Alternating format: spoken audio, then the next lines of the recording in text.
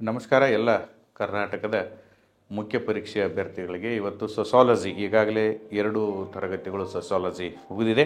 3ನೇ ತರಗತಿಯ ನೋಟ್ಸನ್ನು ನಾನು ಹಾಕಿದ್ದೆ. ಈಗ ನೋಟ್ಸನ್ನು ಎಕ್ಸ್ಪ್ಲೇನ್ ಮಾಡ್ತೀನಿ. ಕಡಿಮೆ ಅವಧಿಯಲ್ಲಿ ನೋಟ್ಸನ್ನು ಎಕ್ಸ್ಪ್ಲೇನ್ ಮಾಡ್ತೀನಿ. ಯಾರಿಗೆ ನೋಟ್ಸ್ ಸಿಕ್ಕಿದೆ ಅವರು ನೋಟ್ಸನ್ನು ಪ್ರಿಂಟ್ ತೆಗೆದು ಈ ಕ್ಲಾಸ್ ಕೇಳುವಾಗ ಸ್ವಲ್ಪ ಟಿಕ್ ಮಾಡ್ತಾ ಹೋಗಿ, ನಿಮಗೆ ವಿಷಯ ನೆನಪುಳಿಯುತ್ತೆ. ಸೊಸಾಲಜಿಯಲ್ಲಿ ಒಟ್ಟು 7 ಚಾಪ್ಟರ್ಗಳಿದೆ. ಅದರಲ್ಲಿ 1ನೇ ಚಾಪ್ಟರು ಕರ್ನಾಟಕ ಇತಿಹಾಸಕ್ಕೆ ಸಂಬಂಧಪಟ್ಟಿದೆ. ಹಿಂದುಳಿದ ವರ್ಗಗಳ ಆಯೋಗ, ರೈತ ಹೋರಾಟಗಳು, ನಿಮಗೆ ಇತಿಹಾಸ ಯಾರು ಚೆನ್ನಾಗಿ ಓದ್ಕೊಂಡಿರ್ತೀರಿ ಅದು ಅರ್ಥ ಆಗುತ್ತೆ. 1ನೇ ಚಾಪ್ಟರ್ ಮುಕ್ತಾಯ ಆಗಿದೆ. 2ನೇ ಚಾಪ್ಟರು ಪಾಠ ಮಾಡಿ ಮುಗಿಸಿದ್ದೀನಿ. 3ನೇ ಚಾಪ್ಟರು ಭಾಳ ದೊಡ್ಡ ಚಾಪ್ಟರ್. ಇಡೀ ಸೊಸಾಲಜಿಯಲ್ಲಿ ಅರ್ಧ ಭಾಗ ಅದೇ ಇದೆ ಮತ್ತು ಹೆಚ್ಚು ಪ್ರಶ್ನೆಗಳು ಅಲ್ಲೇ ಬರೋದಕ್ಕೆ ಸಾಧ್ಯ ಇದೆ. 3ನೇ ಚಾಪ್ಟರ್ದಲ್ಲಿ ಅರ್ಧ ಭಾಗ ಈಗಾಗಲೇ ಪಾಠವನ್ನು ಮಾಡಿದ್ದೇನೆ.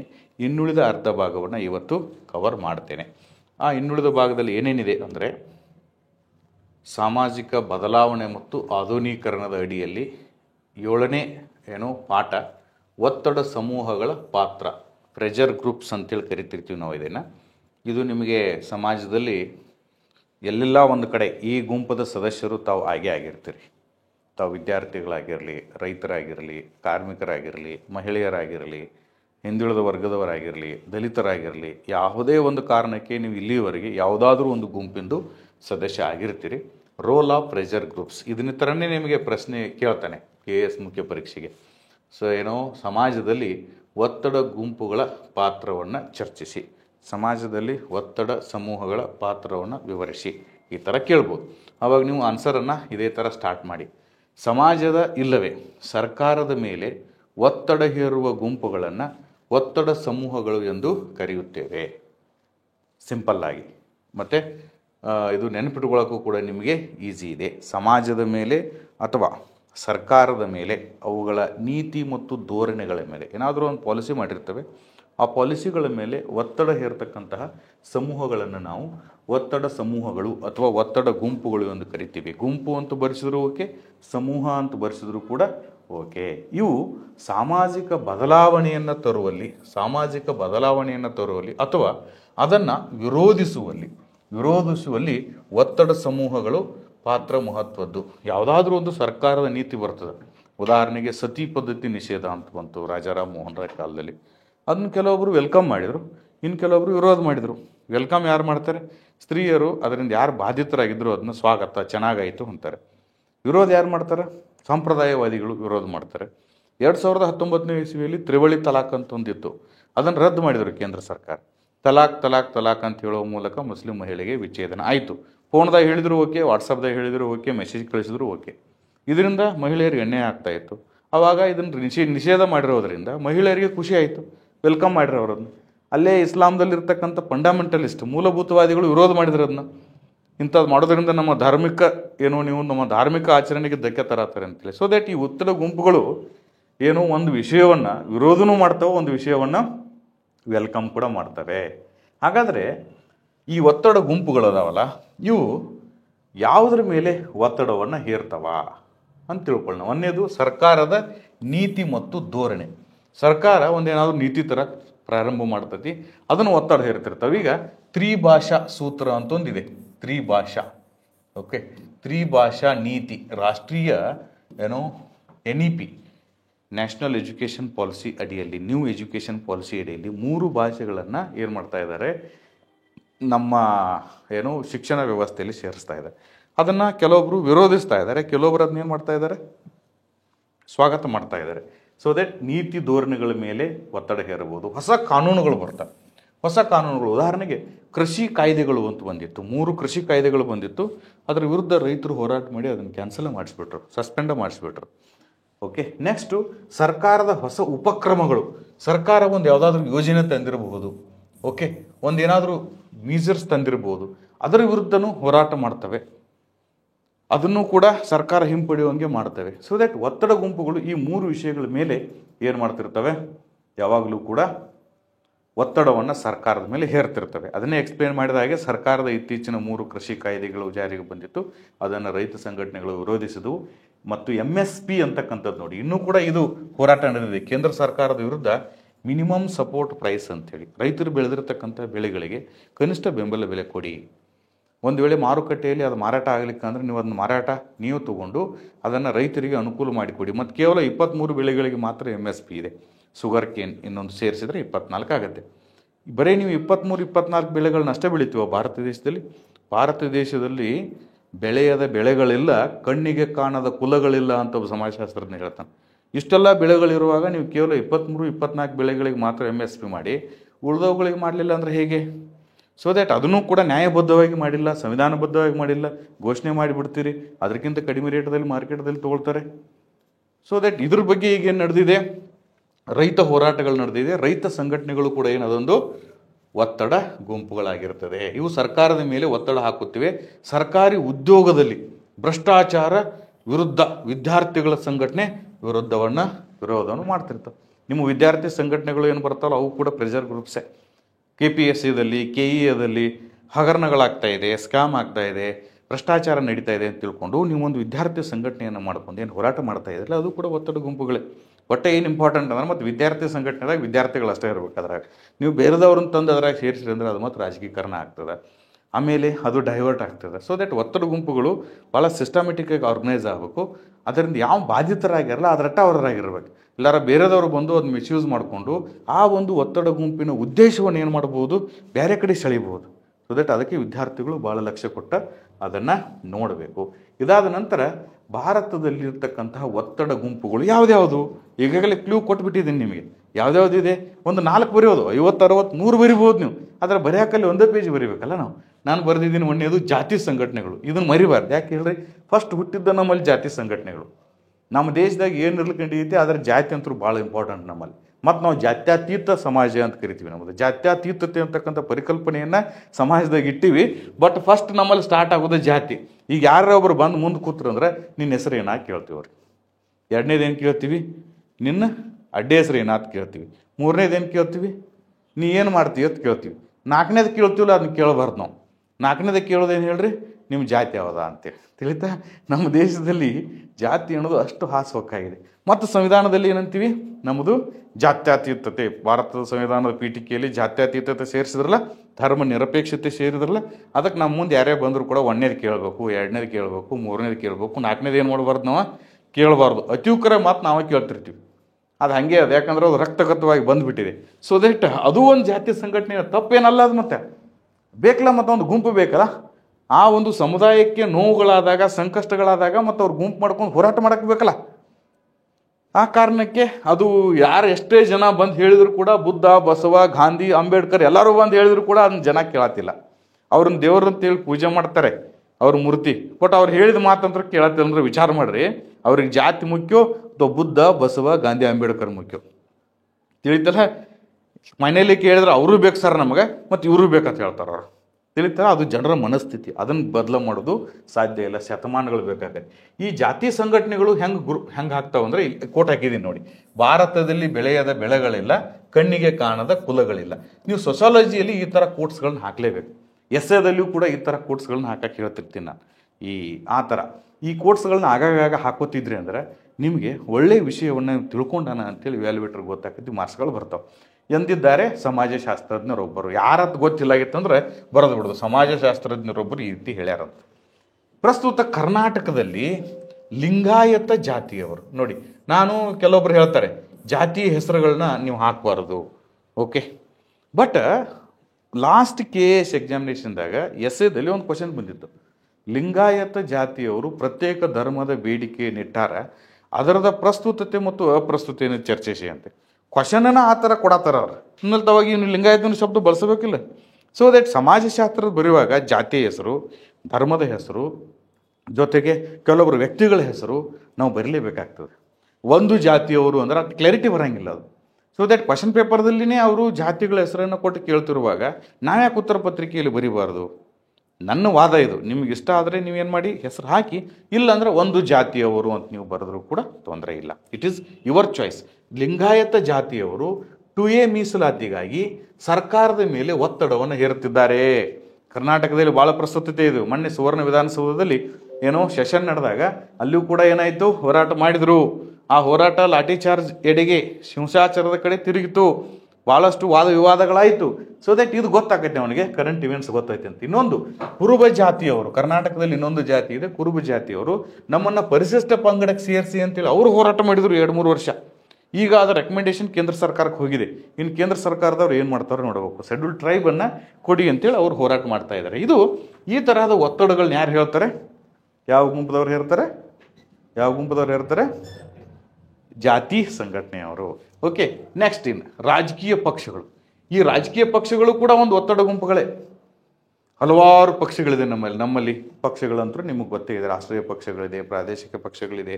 ವಿಶೇಷವಾಗಿ ಇದರಾಗ ವಿರೋಧ ಪಕ್ಷಗಳು, ಒತ್ತಡ ಸಮೂಹಗಳು, ಒತ್ತಡ ಗುಂಪುಗಳಿಗೆ ಬೆಸ್ಟ್ ಎಕ್ಸಾಂಪಲ್. ಯಾಕಂದರೆ ನಮ್ಮಲ್ಲಿ ಪ್ರಸ್ತುತ ಕರ್ನಾಟಕದಲ್ಲಿ ನಾವು 5 ಗ್ಯಾರಂಟಿಗಳನ್ನು ಬಡವರಿಗೆ, ನಿರ್ಗತಿಕರಿಗೆ, ಮಹಿಳೆಯರಿಗೆ ಕೊಟ್ಟಿದ್ದೀವಿ. ಓಕೆ, ಯುವಕರಿಗೆ ಕೊಟ್ಟಿದ್ದೀವಿ. ಅದನ್ನು ವಿರೋಧ ಪಕ್ಷಗಳು ಏನು ಮಾಡ್ತಾ ಇದೆ? ವಿರೋಧ ಮಾಡ್ತಾ ಇದೆ. 50,000 ಕೋಟಿ ರೂಪಾಯಿ ನೀವು ಕೊಡ್ತಾ ಇದ್ದೀರಿ, ನಮ್ಮದೇನು ತಕರಾರಿಲ್ಲ ಅಂತಾರೆ ಮತ್ತವರು. ಆದರೆ ಇದನ್ನು ಹೆಂಗೆ ಕೊಡ್ತೀರಿ? ನೀವು ಸಾಲ ಮಾಡಿ ಕೊಡ್ತೀರಿ. ಇದನ್ನು ಕೊಡುವ ನೆಪದಾಗ ಅಭಿವೃದ್ಧಿ ಕೆಲಸಗಳನ್ನ ಬಂದ್ ಮಾಡತ್ತಿರ್ತಾರೆ. ಕನ್ಸ್ಟ್ರಕ್ಟಿವ್ ಆಗಿ ವಿರೋಧ ಮಾಡ್ತಿರ್ತಾರೆ, ರಚನಾತ್ಮಕವಾಗಿ ವಿರೋಧ ಮಾಡ್ತಿರ್ತಾರೆ. ಒಳ್ಳೆಯದು, ತಪ್ಪೇನಲ್ಲ. ವಿರೋಧ ಪಕ್ಷದವರು ಇರಲೇಬೇಕು. ಒಂದು ದೇಶದಲ್ಲಿ ಆಡಳಿತ ಪಕ್ಷ ಎಷ್ಟು ಮುಖ್ಯನೋ ವಿರೋಧ ಪಕ್ಷ ಅದಕ್ಕಿಂತ ಹೆಚ್ಚು ಮುಖ್ಯ. ಬಿಕಾಸ್ ಆಡಳಿತ ಪಕ್ಷದವರಿಗೆ ನಾವು ಅತಿ ಹೆಚ್ಚು ಅಧಿಕಾರ ಕೊಟ್ಟು ಬಿಟ್ಟಾಗ ಅವ್ರು ಏನು ಬೇಕಾದ್ ಮಾಡ್ಬೋದು. Power corrupts, absolute power corrupts absolutely ಅಂತಾರೆ.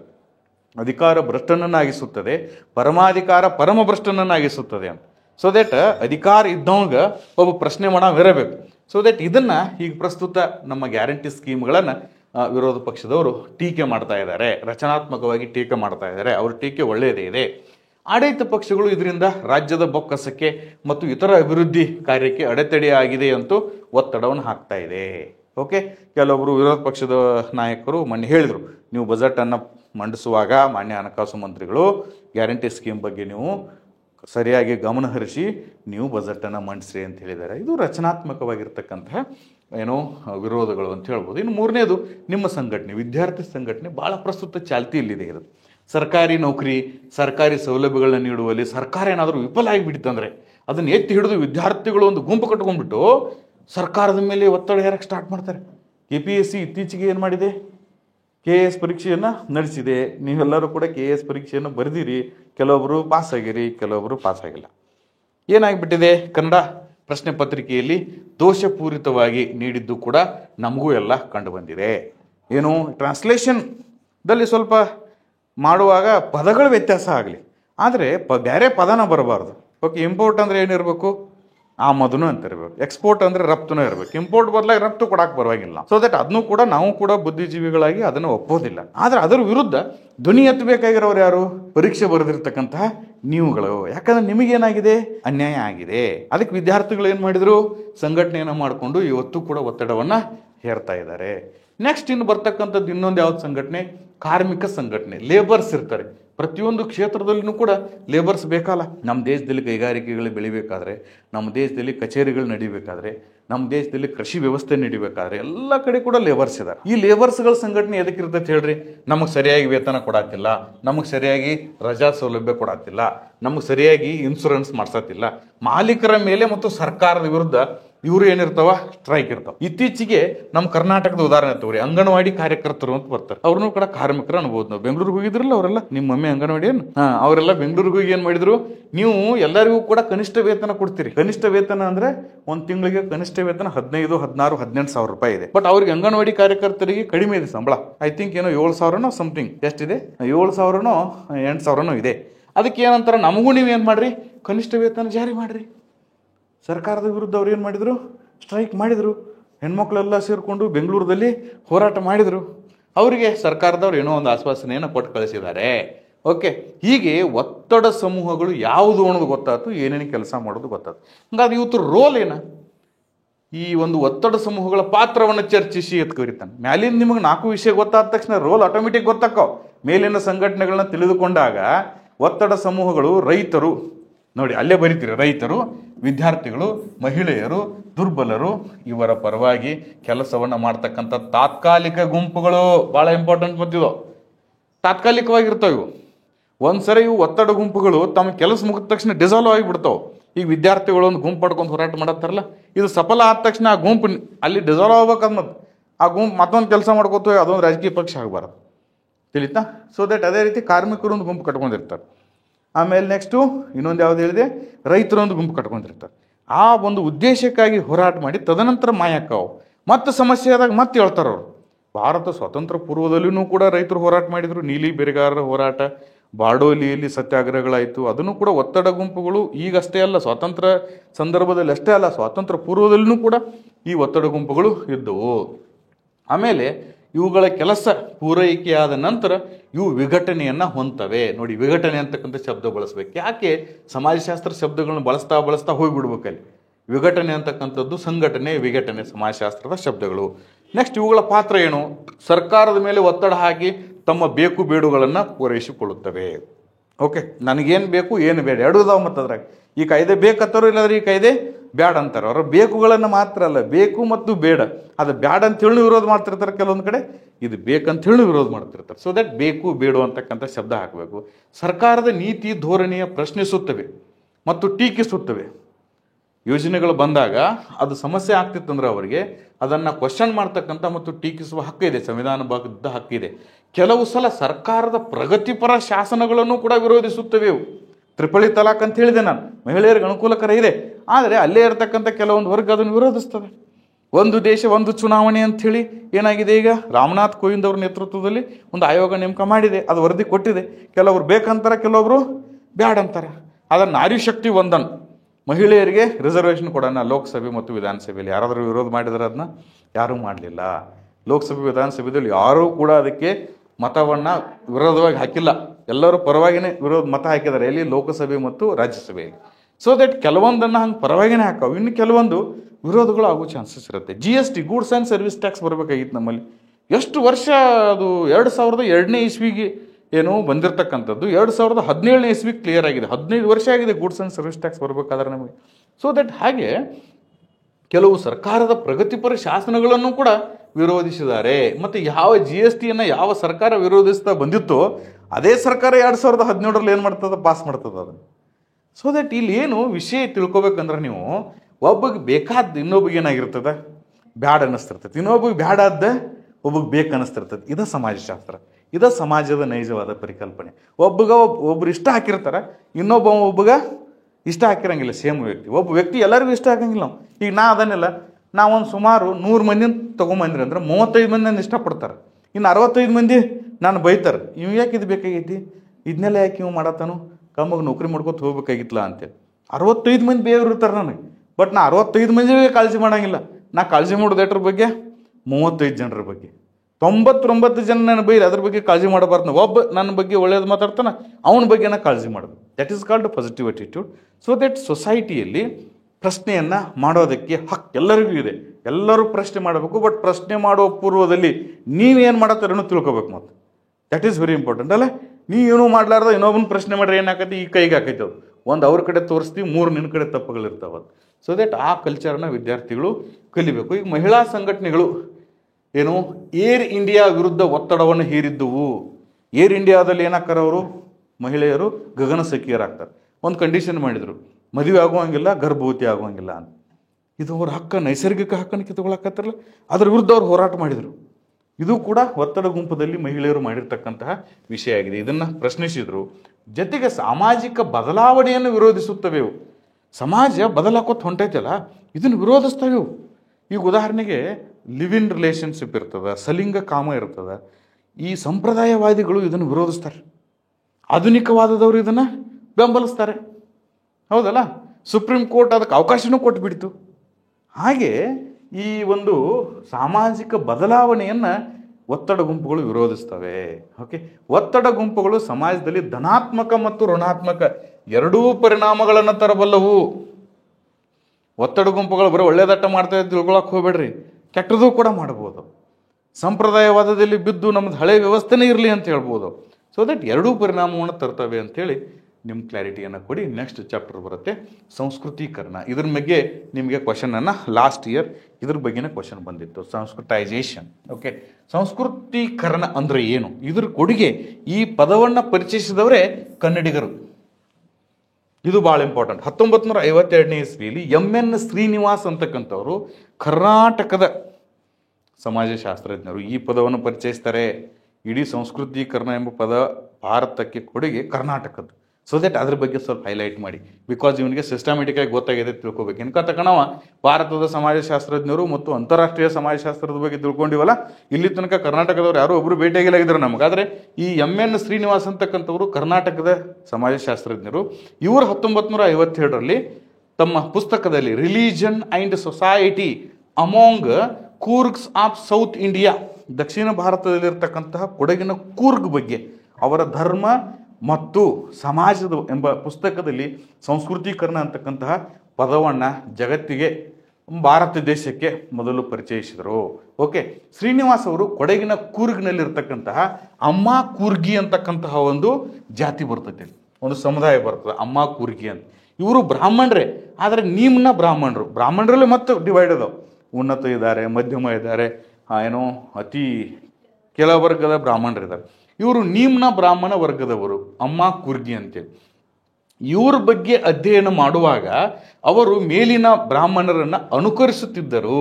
3 ವಿಧ ಅಂತ ಹೇಳಿದ್ನಲ್ಲ, ಮೇಲ್ ಬ್ರಾಹ್ಮಣರು, ಮಧ್ಯಮ ಬ್ರಾಹ್ಮಣರು, ನಿಮ್ನ ಬ್ರಾಹ್ಮಣರು. ನಿಮ್ನ ಬ್ರಾಹ್ಮಣರು ಏನು ಮಾಡ್ತಿದ್ರು, ಮೇಲ್ವರ್ಗದವ್ರನ್ನ ಅನುಕರಣೆ ಮಾಡೋದು. ಇದನ್ನು ನೋಡಿ ಅವ್ರ ಪುಸ್ತಕದಾಗ ಇದನ್ನು ಸಂಸ್ಕೃತೀಕರಣ ಅಂತ ಬರೋದ್ರ. ಸಂಸ್ಕೃತ ಅಂತಕ್ಕಂಥ ಭಾಷೆ ಇದೆಯಲ್ಲ, ಅದನ್ನು ಸಂಸ್ಕೃತೀಕರಣ ಅಂತಂದ್ರೆ ಈಗ ನಿಮ್ಗೆ ಐಡಿಯಾ ಬರ್ತದೆ. ಸಂಸ್ಕೃತೀಕರಣ, ಸಂಸ್ಕೃತಿ, ಆಚಾರ, ವಿಚಾರ, ಪದ್ಧತಿ, ವೇದಗಳು, ಇದೆಲ್ಲ ನಿಮ್ಗೆ ವಿಚಾರ ಬರ್ತದೆ. ಓಕೆ, ನೆಕ್ಸ್ಟ್ ಇದನ್ನು ಸಂಸ್ಕೃತೀಕರಣ ಅಂತ ಕರೆದ್ರು. ಸಿಂಪಲ್ ಆಗಿ ತಿಳ್ಕೊಂಡ್ರೆ ಸಾಕ. ಇದರ ಲಕ್ಷಣಗಳೇನು? ಸಂಸ್ಕೃತೀಕರಣವು ಅನುಕರಣೆಯ ಮೂಲಕ, ಇಮಿಟೇಷನ್ ಮೂಲಕ ಕೆಳವರ್ಗದಲ್ಲಿನ ಜನರು ತಮ್ಮ ಸಾಮಾಜಿಕ ಅಂತಸ್ತನ್ನು ಉತ್ತಮಪಡಿಸಿಕೊಳ್ಳಲು ಮೇಲ್ವರ್ಗದವರನ್ನು ಅನುಸರಿಸುವ ಕ್ರಮವಾಗಿದೆ. ನೋಡಿ, ಈಗ ಮೇಲ್ವರ್ಗದವರು ಏನು ಮಾಡ್ತಾರಲ್ಲ ಅದ ಸ್ಟೈಲನ್ನು ಕೆಳವರ್ಗದವ್ರು ಮಾಡೋದು. ಇದ್ರ ಉದ್ದೇಶ ಏನು ಹೇಳು? ನಾವು ಕೂಡ ಅವ್ರ ಪೈಕಿನಪ್ಪ ತೋರಿಸೋದು. ನಿಮ್ಮ ಭಾಷೆ ಒಳಗೆ ಹೇಳ್ಬೇಕಾದ್ರೆ ನಾವು ಕೂಡ ಅವ್ರ ಪೈಕಿನ, ನಾವು ಕೂಡ ಅವರವರ, ನಮಗೂ ಕೂಡ ಅದ ಸ್ಟೇಟಸ್.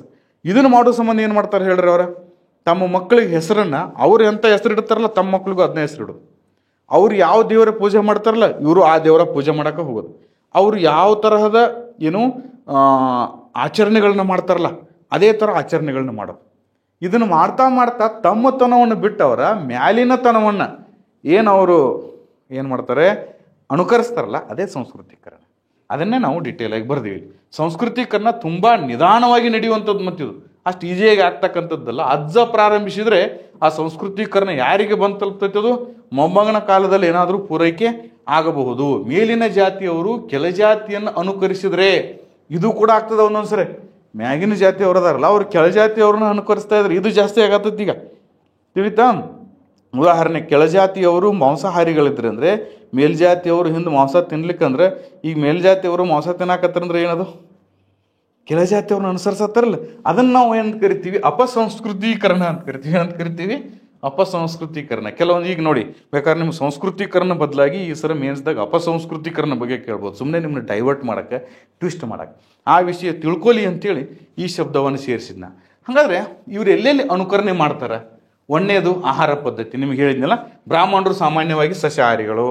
ಇದನ್ನು ಕಂಡ ಕೆಳಗಿನ ವರ್ಗದವರು ಮಾಂಸಾಹಾರಿಗಳಾಗಿದ್ರೆ ಅಂದರೆ ಅವ್ರು ಹೇಳಿಬಿಡ್ತಾರೆ, ನಾವು ಕೂಡ ಏನು ತಿನ್ನಂಗಿಲ್ಲ, ಮಾಂಸಾಹಾರ ತಿನ್ನಂಗಿಲ್ಲ, ನಾವು ಏನಾಗಿಬಿಡ್ತೀವಿ, ಸಸ್ಯಾಹಾರವನ್ನು ಸೇವಿಸ್ತೀವಿ ಅಂತೇಳಿ ಆಹಾರ ಪದ್ಧತಿಯಲ್ಲಿ ಬದಲಾವಣೆ ಮಾಡ್ಕೋತಾರೆ. ಎರಡನೇದು ಮಕ್ಕಳ ನಾಮಕರಣ.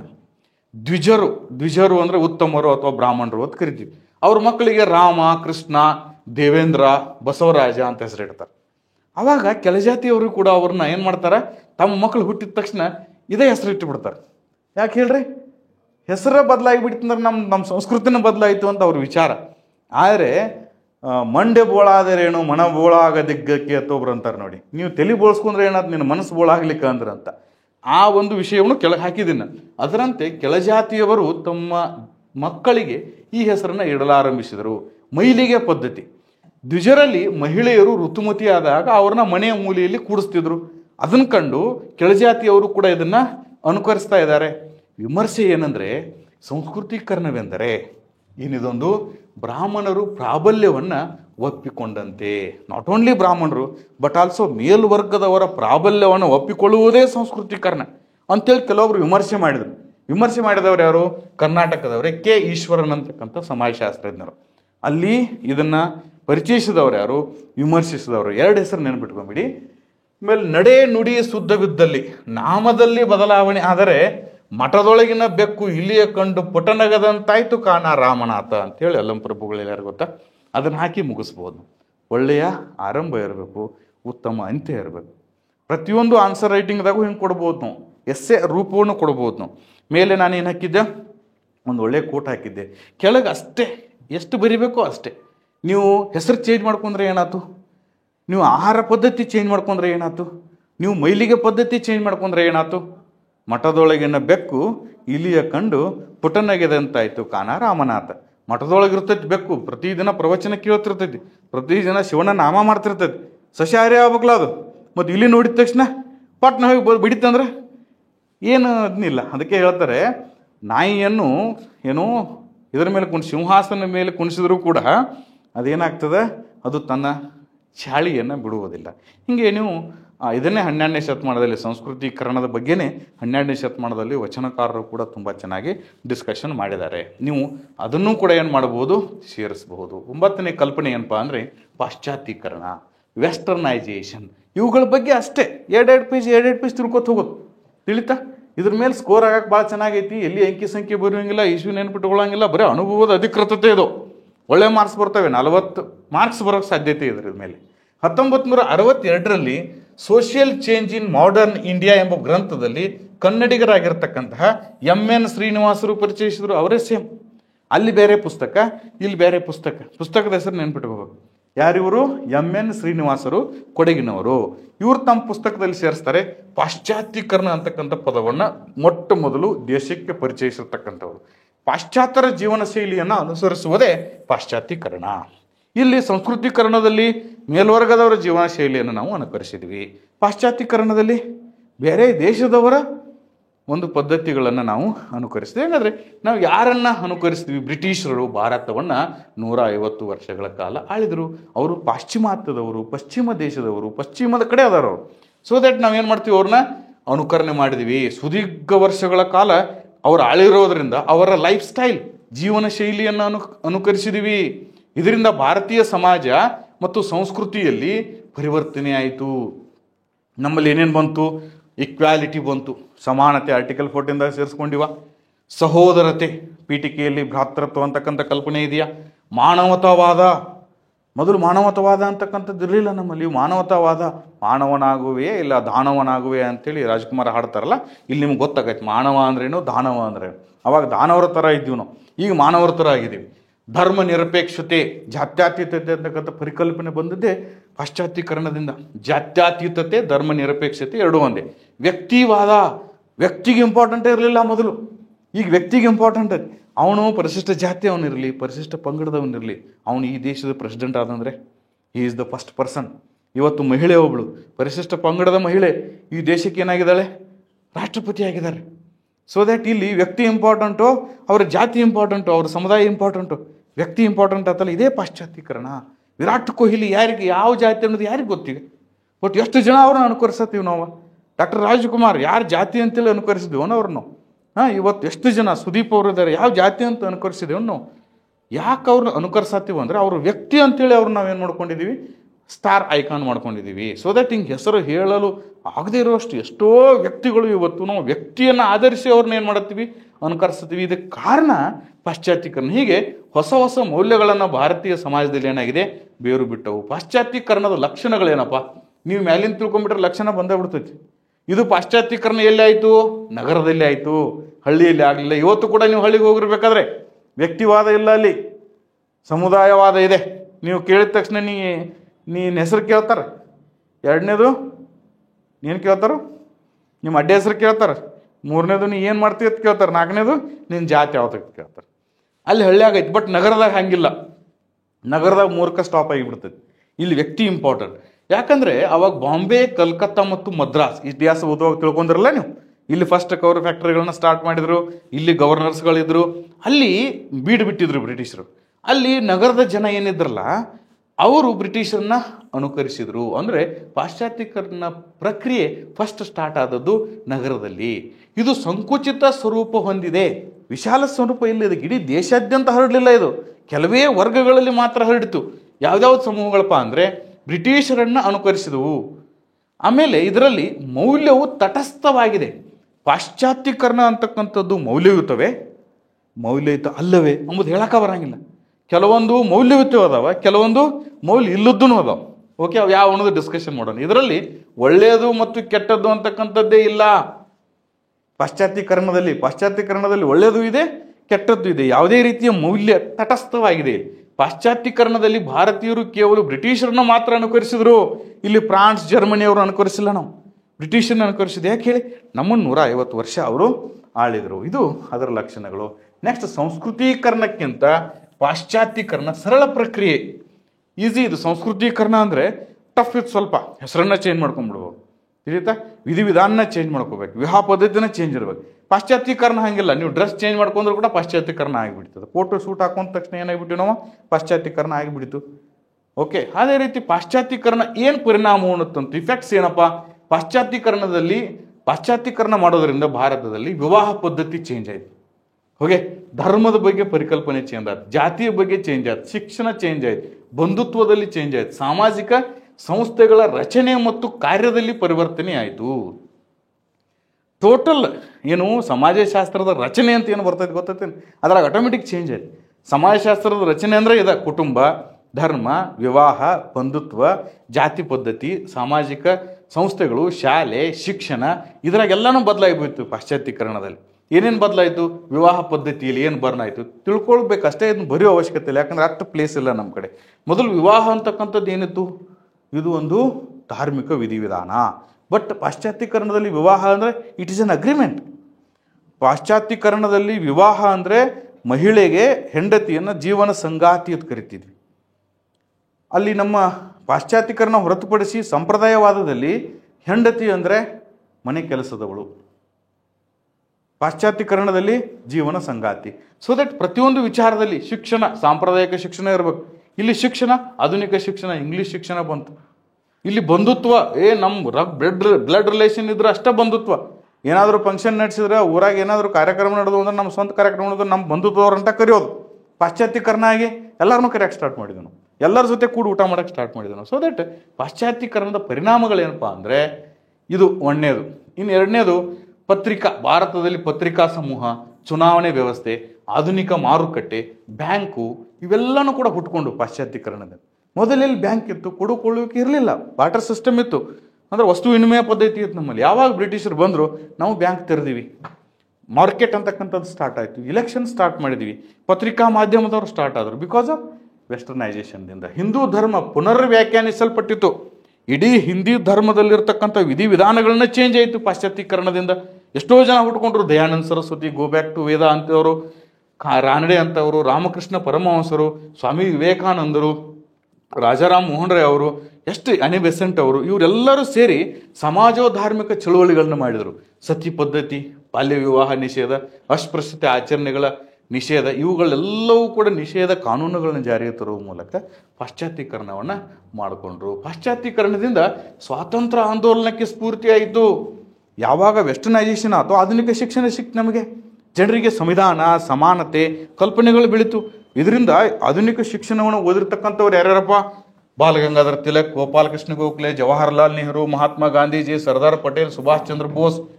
ಡಿಟೇಲ್ಸ್ ಇಲ್ಲಿ ಬರ್ದೀವಿ ಅಂದ್ರೆ ನಾವು ಜಾಸ್ತಿ ಜಾಗ ಹಿಡ್ತೈತಿ ಅಂತೇಳಿ ಅವ್ರ ಸರ್ನೇಮು ಮತ್ತು ಹೆಸರುಗಳನ್ನಷ್ಟೇ ಬರ್ಕೊಂತ ಹೋಗಿದ್ದೀವಿ. ಇಂಥ ನಾಯಕರು ಹುಟ್ಕೊಂಡ್ರು, ಅವರಲ್ಲಿ ಸ್ವಾತಂತ್ರ್ಯದ ಪರಿಕಲ್ಪನೆ ಬಂತು. ನಾವ್ಯಾಕೆ ಬ್ರಿಟಿಷರ ಕಡೆ ಆಳಿಸ್ಕೊಳ್ಬೇಕು? ನೆಕ್ಸ್ಟ್ ಇಂತಹ ಮಹಾನ್ ನಾಯಕರು ಸಂಘಟಿತರಾದರು.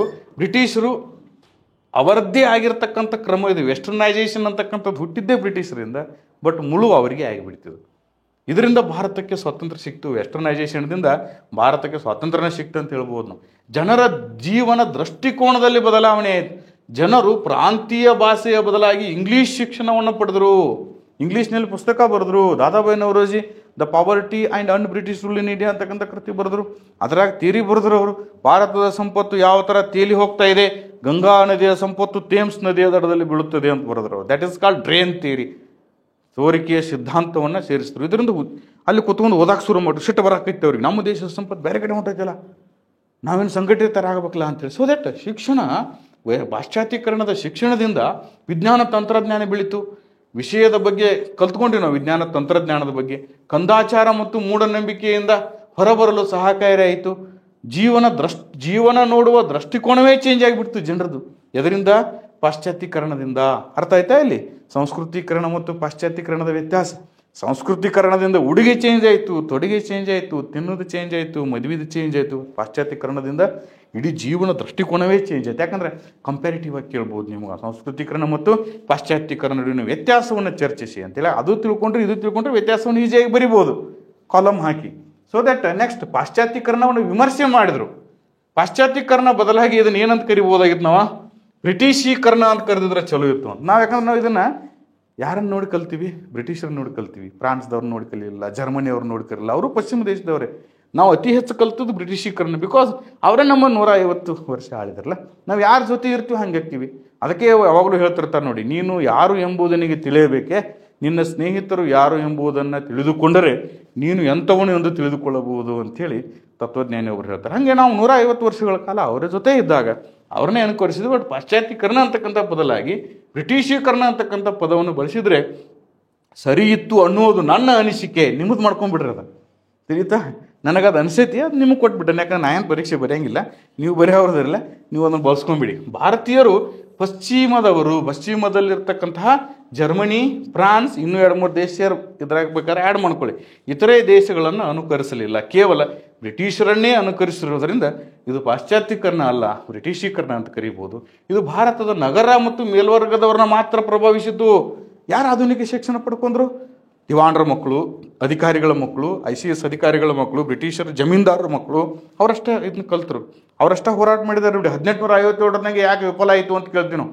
ಯಾಕಂದ್ರೆ ಇದು ಹಳ್ಳಿಗಳಿಗೆ ಪಸರಿಸಲಿಲ್ಲ, ನಗರದಲ್ಲಿ ಮಾತ್ರ ಇತ್ತು ಅಂತ. ಸೊ ದಟ್ ಈ ಪಾಶ್ಚಾತ್ಯೀಕರಣವು ನಗರಗಳಿಗೆ ಮಾತ್ರ ಸೀಮಿತ ಆಗಿತ್ತು, ದೊಡ್ಡವರ ಗುಂಪಿನಿಗೆ ಮಾತ್ರ ಸೀಮಿತ ಆಗಿತ್ತು. ಆದರೆ ಪಾಶ್ಚಾತ್ಯೀಕರಣ ಫಲ ಮಾತ್ರ ಏನಾಗಿದೆ ಇದ್ರದ? ಒಳ್ಳೆಯದೇ ಆಗಿದೆ, ಕೆಟ್ಟದ್ದು ಕೂಡ ಆಗಿದೆ. ಉದಾಹರಣೆ, ಸತಿ ಪದ್ಧತಿ ನಿಷೇಧದಿಂದ ಮಹಿಳೆಯರಿಗೆ ಏನಾಯಿತು? ಘನತೆಯಿಂದಲೂ ಬದುಕಿದ್ದಾರೆ. ವಿಚ್ಛೇದನ ಪ್ರಕ್ರಿಯೆಯಿಂದ ಏನಾಗಿದೆ? ಮಹಿಳೆಯರಿಗೆ ತೊಂದರೆಯೂ ಸಿಲುಕಿದೆ. ನಮ್ಮಲ್ಲಿ ಸತಿ ಪದ್ಧತಿ ನಿಷೇಧನೂ ಮಾಡಿದ್ರು ಅವರು. ಮೊದಲು ವಿಚ್ಛೇದನ ಅನ್ನೋದಷ್ಟು ಸರಳ ಪ್ರಕ್ರಿಯೆ ಆಗಿರಲಿಲ್ಲ ನಮ್ಮ ಸಂಪ್ರದಾಯವಾದದಲ್ಲಿ. ವಿಚ್ಛೇದನ ರೇಟ್ಸ್ ಭಾಳ ಕಡಿಮೆ ಇತ್ತು ನಮಗೆ.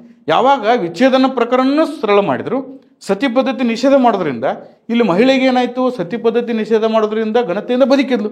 ವಿಚ್ಛೇದನ ಕೊಡೋದು ಸರಳ ಮಾಡಿರೋದ್ರಿಂದ ಗಂಡ ಮನಸ್ಸು ಮಾಡಿದರೆ ವಿಚ್ಛೇದನ ಕೊಟ್ಟು ಅವಳನ್ನ ಹೊರಗೆ ಹಾಕಿದ್ರೆ ಏನೋ ಜೀವನಾಂಶವನ್ನು ಕೊಡಬಹುದು, ಬಟ್ ಒಬ್ಬಳೇ ಬದುಕಬೇಕಲ್ಲ, ಅವಳು ಸಮಾಜದಲ್ಲಿ ಕೆಟ್ಟ ಹೆಸರು ಬರ್ತೈತಲ್ಲ. ಸೊ ದಟ್ ಮಹಿಳೆಗೆ ಇಲ್ಲಿ ಒಳ್ಳೆಯದು ಆಗಿದೆ ಪಾಶ್ಚಾತ್ಯೀಕರಣದಿಂದ, ಮತ್ತೇನಾಗಿದೆ? ಕೆಟ್ಟದ್ದು ಕೂಡ ಆಗಿದೆ ಅನ್ನೋದನ್ನು ನಾವು ಪ್ರೂವ್ ಮಾಡಿ ಉದಾಹರಣೆ ಸಮೇತ ತೋರಿಸ್ಬೋದು. ಈ ನೆಕ್ಸ್ಟ್ 10ನೇ ಚಾಪ್ಟರ್ ಏನಿದೆ? ಆಧುನೀಕರಣ, ಮಾಡರ್ನೈಜೇಷನ್. ಏನಪ್ಪ ಮಾಡರ್ನೈಜೇಷನ್ ಅಂದರೆ ಏನು? ಕಡಿಮೆ ಅಭಿವೃದ್ಧಿ ಹೊಂದಿದ ಸಮಾಜಗಳು ಹೆಚ್ಚು ಅಭಿವೃದ್ಧಿ ಹೊಂದಿದ ಸಮಾಜಗಳಿಂದ ಕಂಡುಬರುವ ಗುಣಲಕ್ಷಣಗಳನ್ನು ಪಡೆದುಕೊಳ್ಳುವ ಸಾಮಾಜಿಕ ಬದಲಾವಣೆ ಆಧುನೀಕರಣ. ಏನು ಬಿಡೋಪ್ಪ, ಅವ್ನು ಹುಡುಗ ಮಾಡರ್ನ್ ಇಲ್ಲ, ಅವನು ಮಾಡರ್ನ್ ಆಗ್ಬೇಕಾರೆ ಏನು ಮಾಡಬೇಕು? ಸಿಟಿಗೆ ಬರ್ತಾನೆ, ಬಂದ ತಕ್ಷಣ ಸಿಟಿ ಒಳಗೆ ಡ್ರೆಸ್ ಎಲ್ಲರೂ ಹಾಕೋತಾರೆ, ಶರ್ಟ ಪ್ಯಾಂಟ ಇನ್ಸರ್ಟ್ ಮಾಡ್ರೆ ಏನದು? ಮಾಡರ್ನೈಜೇಷನ್.